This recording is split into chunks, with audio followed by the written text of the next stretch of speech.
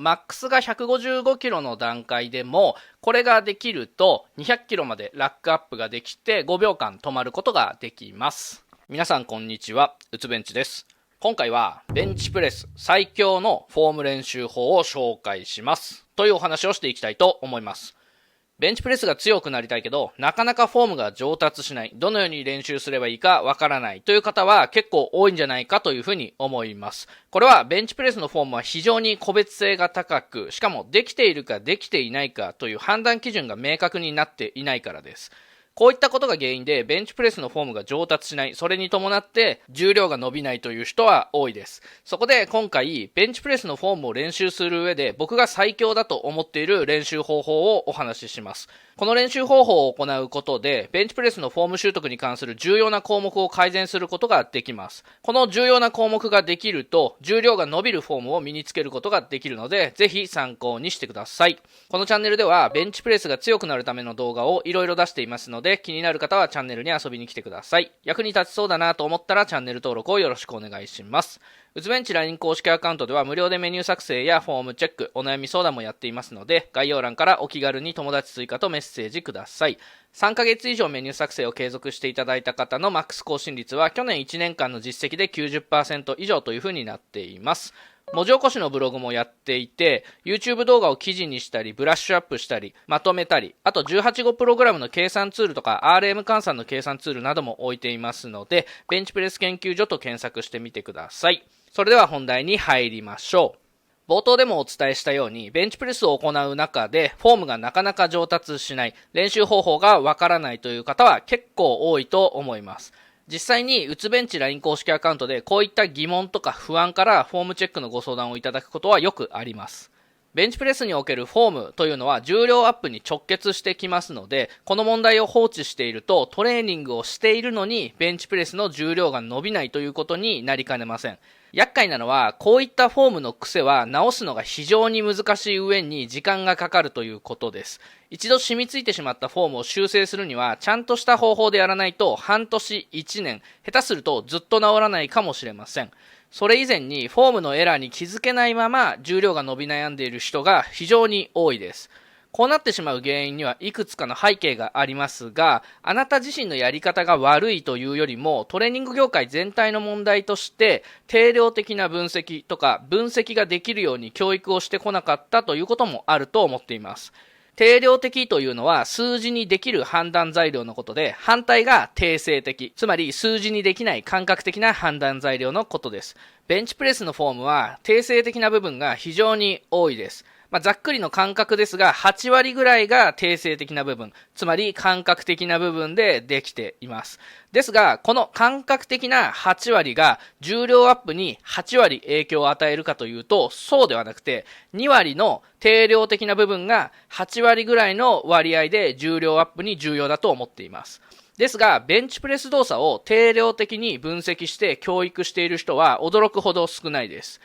もちろんこれは初心者から中級者の話であって、上級者以上は定量的部分はできていることが前提なので、定性的な部分へのアプローチが必要になってきます。なので、世界チャンピオンが上級者に向けて発信している情報は、定性的にならざるを得ないんですよね。感覚的な話にならざるを得ないんですが、これを初心者の方とか中級者の方が真に受けても、そもそも定量的なところができていなければ、ほとんど意味がないと思って差し支えありません。こういった構造的な問題はなかなか変えることが難しいので、自分自身でしっかりと考えてトレーニングをするというのが重要です。ではどうするのかということですが、まずはベンチプレスのフォームにおける定量的な部分とは何なのかということを理解していきます。そしてその定量的な部分を習得する練習方法を実施するということですね。今回はベンチプレスのフォームに重要な2つの垂直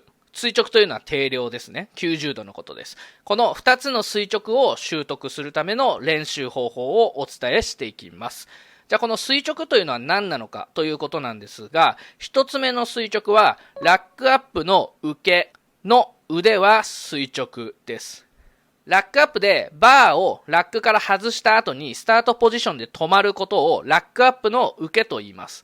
この受けでは腕を垂直にします。頭側に流れる人というのはほとんどいないんですが、反対にお腹側に流れるっていう人が非常に多いです。また、受けを垂直にするためには肘を伸ばしきって棒にする必要があります。受けで肘が曲がってしまう人が多いので、完全に伸ばして突っ張り棒のイメージで受けましょう。これができると、ラックアップの受けで肘や肩の前側で支えずに、肩の後ろ側で受けることができるので、マックス重量よりかなり重い重量をラックアップで受けることができます。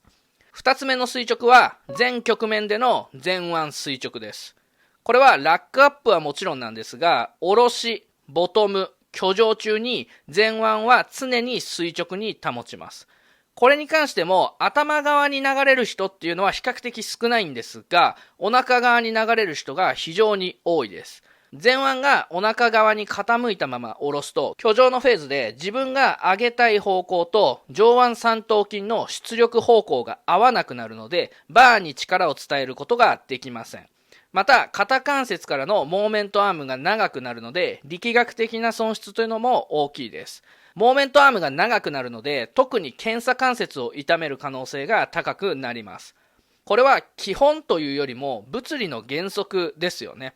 なんですが、重りを持っているとお腹側に流れてしまう人が多いですね。かくいう僕も油断をするとお腹側に流れちゃって力が入らなかったり、頭側に流れて肘が痛くなったりしています。だからこそ今回ご紹介する方法をやり続けているという感じですね。これら2つの垂直が重要だという認識の上で、この2つの垂直をキープするためにどういった練習をしていくかということですが、ここではノーグリップベンチプレスということを行っていきます。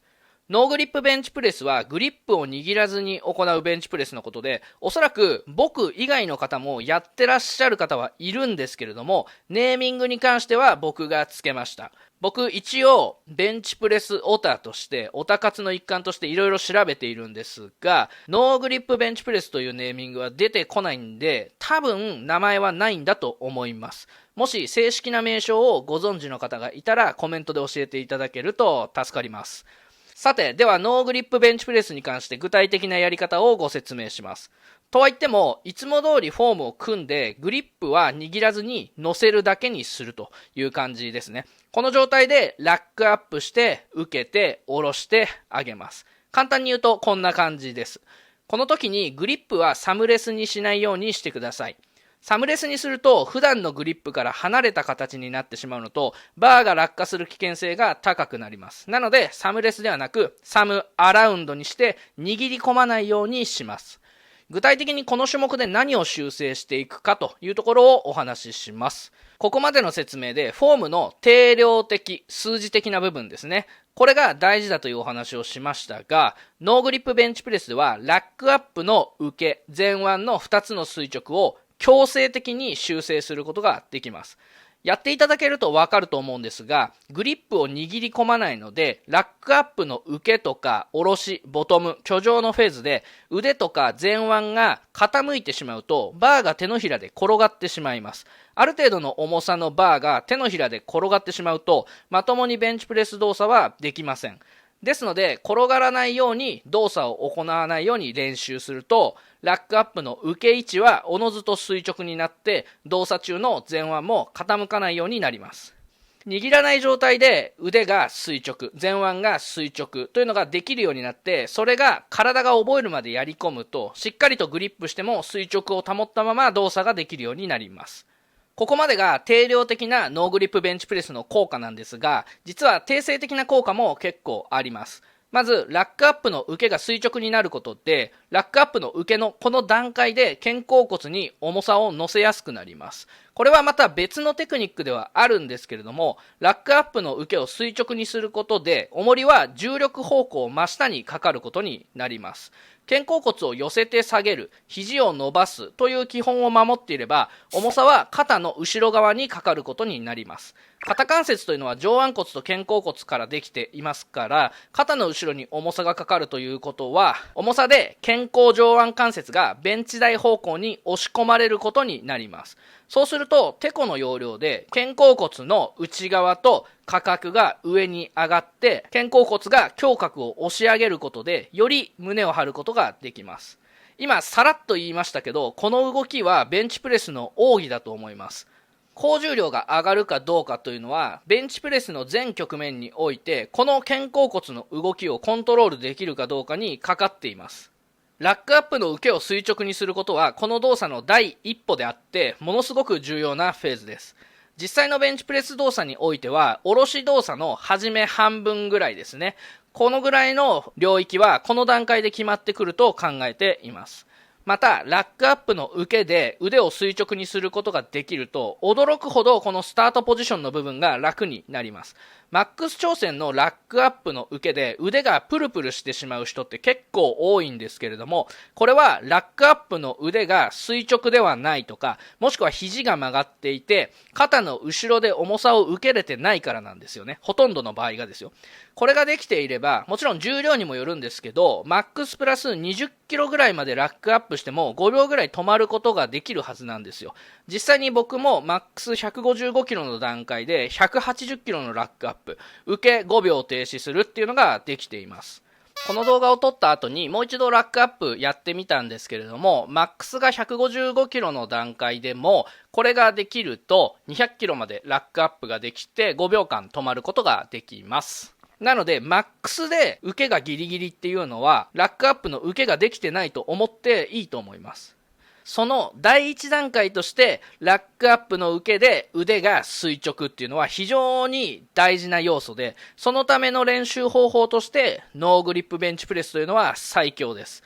次に、握らなくてもバーを安定させるためには、安定する手のひらの位置にバーを乗せる必要があるので、ノーグリップベンチプレスができるためには、良い位置にバーを乗せる必要があります。そのため、ノーグリップベンチプレスができるようになると、無駄に前腕で握り込む必要がなくなって、少し握る、覆ってあげるぐらいで、バーを安定させることができるようになります。グリップで手首が立ち気味で肩を痛めやすい人がグリップを矯正するのにもいい方法だと思います。こんな感じでノーグリップベンチプレスを行うことで非常にいいフォーム練習ができるんですが、いくつか注意点があるのでお伝えします。一つ目は軽い重量で行うことということですね。あまりに重い重量で行うとミスった時に怪我をするリスクが高くなるので、軽い重量、具体的には20キロのバーから練習を始めて少しずつ重量を上げていくようにしましょう。僕の場合も普段はマックスの 50% 以下、具体的には80キロからやっても100キロぐらいまでにしています。これはいつも言っていることなんですけど、トレーニングをしている以上、どのような方法でも不意の事故は起こりますので、十分に注意して実施してください。二つ目は、初心者の方にはお勧めしません。基本的なフォームが組めるようになってから行う内容なので、男性でマックス80キロ、女性でマックス40キロぐらいから取り組むようにしてください。三つ目に、実施前に必ずセーフティーの設置を確認してください。不安定な状況を意図的に作り出して練習する方法なので、いつもより増してセーフティーの設置を確認してください。これは通常のベンチプレスを行うときもマストなんですけど、改めて注意喚起します。上記の注意事項を守ってもらえれば、ノーグリップベンチプレスを用いることでフォームを最適化することができます。はい、ということで今回は以上です。このチャンネルではベンチプレスが強くなるための動画をいろいろ出していますので、気になる方はチャンネルに遊びに来てください。セットの組み方とか、フォームだったり、補助トレだったりとか、ホームジムみたいな感じで再生リストを分けています。役に立ちそうだなと思ったらチャンネル登録をよろしくお願いします。うつベンチ LINE 公式アカウントでは無料でメニュー作成やフォームチェック、お悩み相談もやっていますので、概要欄からお気軽に友達追加とメッセージください。昨年1年間の実績ですけれども、3ヶ月以上継続していただいた方のマックス更新率は 90% 以上となっています。今回のノーグリップベンチプレスに関するご質問も受け付けていますので、ご不明点がありましたらお気軽にメッセージください。最初にもちょっとお伝えしていますが、ベンチプレス研究所というブログをやっていますので、こちらも検索して遊びに来てください。これからもベンチプレス頑張りましょう。それではまた次回。バイバイ。